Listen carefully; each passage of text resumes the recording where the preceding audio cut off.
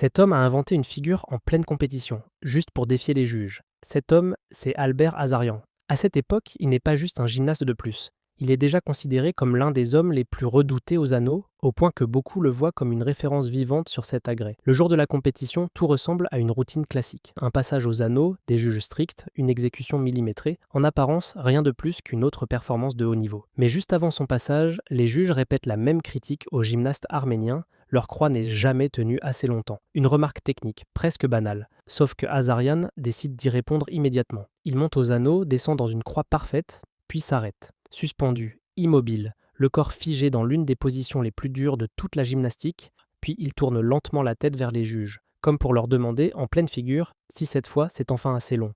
À cet instant, Azaryan ne fait plus simplement sa routine. Il transforme sa performance en défi public, suspendu dans une position que presque personne ne peut tenir assez longtemps pour tenter ce qu'il est en train de faire. Le geste est si risqué qu'il passe tout près de la disqualification, mais les juges ne peuvent plus seulement le pénaliser. Ce jour-là, ils voulaient corriger sa figure. Ils ont fini par lui donner son nom,